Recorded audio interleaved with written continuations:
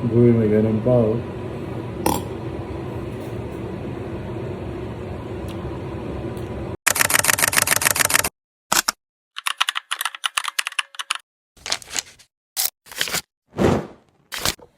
Hello everyone, kumusta po kayong lahat?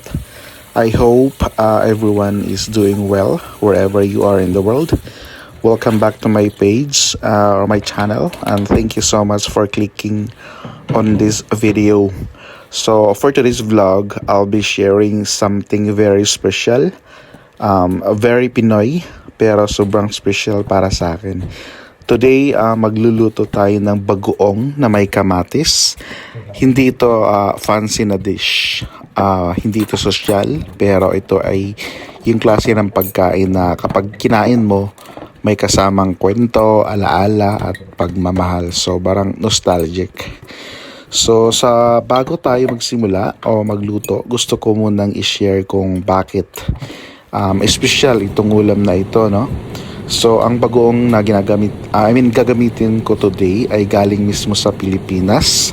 Yes, authentic na bagoong na dinala from Bohol ng aking pinsan from the Philippines papuntang Denmark. So, nung bumisita ako sa Denmark, guys, kung naalala nyo, I've been to Denmark last December 22 to 26. So, doon ako nag-Christmas. Syempre sobrang saya ng reunion namin ng pinsan ko for 15 years na hindi kami nagkakasama, no? So ang tagal nun. Alam niyo naman na tayong mga Pilipino kahit nasa ibang bansa na hindi mawawala ang pagkaing Pinoy, 'di ba? So babaunin mo 'yon sa ibang bansa. So lalo na pagdating sa pagkain, 'di ba? So one day sabi ng pinsan ko may bagong daw siyang dala, so try ko daw din lutuin sa pagbalik ko sa Hungary. So bigyan niya ako ng bagong, and she also advised me na lutuin ko 'yun with kamatis. So simple lang. So parang sarap. And habang sinasabi niya 'yon, bigla akong smile kasi naalala ko yung Bohol. Sa Bohol, napakasarap ng kamatis, fresh, juicy, may tamang asim at sobrang bagay talaga ang bagoong at kamatis doon. Parang doon pa lang sold ka na eh. Kanin na lang kulang. So sa isipin nyo yung bagoong na to is started in the Philippines, din napunta siyang Denmark, and now lulutuin ko siya dito sa Hungary. Parang nag-world tour yung bagoong. So parang maliit na bagay lang, pero para sa akin ang ganda ng story niya. Parang simbolo ng siya na pagiging isang Pilipino kahit nasaan ka man sa mundo.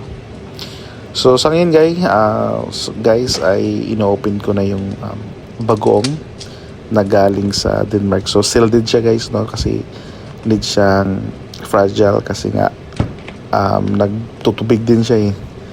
So kailangan siyang sealed talaga.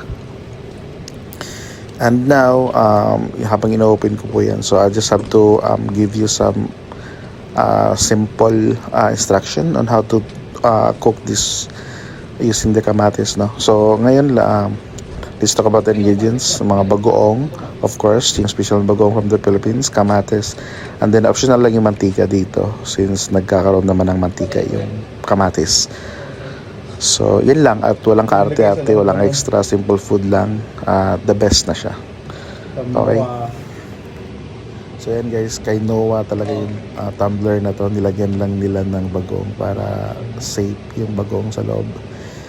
Thank you so much to my cousin May Joy Taganahan, and also to Noah and family for the warm welcome me in Denmark also when I visited there. Thank you so much guys. God bless you. So since marami naman siya guys, so ililipat ko na lang siya sa isang garapon para pwede ko siyang ilagay sa ref para ma-preserve yung iba. Since konti lang yung kukuhain ko dito para ilahalo sa kamatis para lutuin for today.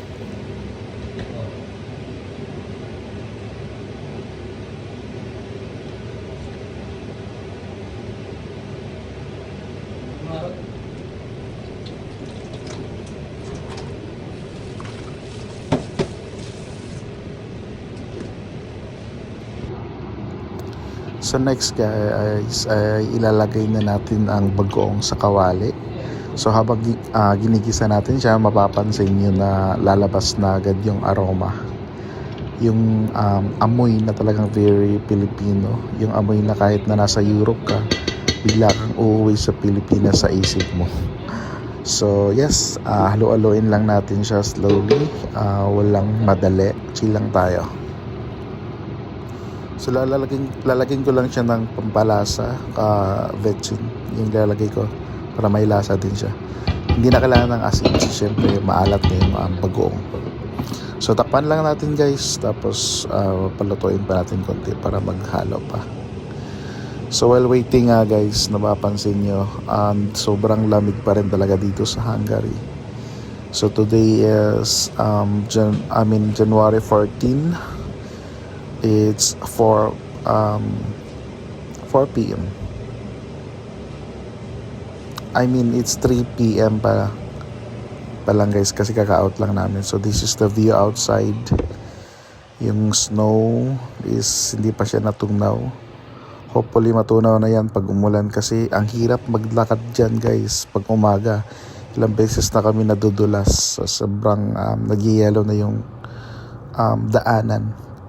So ingat-ingat po tayong lahat sa mga nasa Europe, especially sa Hungary or sa mga nag-snow area dito sa Europe guys. So yun na guys, so malakas na yung pagkakulo niya. So halo-haloin lang natin para hindi siya tumigas o hindi siya matutong sa ilalim. Mas masarap kasi guys pag lutong-luto talaga ito, kasi halong-halo siya. Lalabas at lalabas mismo yung sarap niya, yung aroma ng kamatis at yung bagoong na pinaghalo. Mas masarap pag lutong-luto talaga. So bibigyan pa natin ng isang luto guys. Takpan muna natin. So dito ililipat ko na lang din siya sa garapon para if ever na may matira pa, di ba? Since kamatis siya at mabilis siyang mapanis kasi nga kamatis. So ilalagay din natin siya sa ref if ever may matira pa. So yeah, ilalagay muna natin siya lahat at mamaya ay pwede na tong kainin, di ba guys? Kung makita nyo, apakasarap ng texture niya. O di ba? Parang yung tira-tira pa lang dyan sa kawali, pwede mo na rin lagyan ng kanin yan. Kasi sayang pwede na rin siyang ginisa eh. So I have an idea. Lalagyan ko na lang siya ng bahaw guys para kakain lang din ako ngayon. So ito na tilalagay ko na muna yung bahaw para may pagkain na rin ako for this afternoon guys. So here we go. Sayang kasi kung huhugasan na, di ba? Simsimutin natin to para walang aksaya, walang tapon. O, di ba? Para na rin ako naggisa nito. So, lipat na natin sa plato at please enjoy. I will enjoy my eating here. I will definitely enjoy eating here, guys.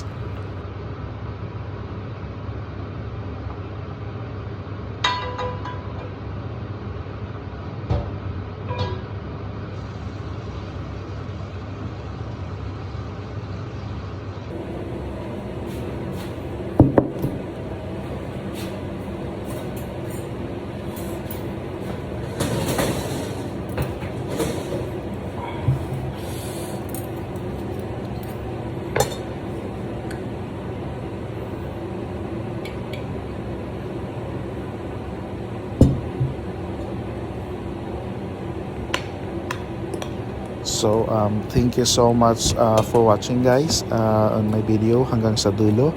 Sana nag-enjoy kayo at hindi lang sa pagluluto kundi pati din sa kwento sa likod ng simpleng ulam na ito. Kung nagustuhan ninyo ang video, please like, share and follow my page. Malaking tulong po yan sa akin. And also guys, comment down below kung nakapag-try na kayong magbagoong with kamatis or kung anong simpleng ulam ang nakakamiss para sa inyo. Maraming salamat, ingat po kayong lahat at tandaan, kahit nasaan ka man sa mundo, dalhin lang ang pagkain Pinoy sa puso at sa kusina. Kain tayo, paalam.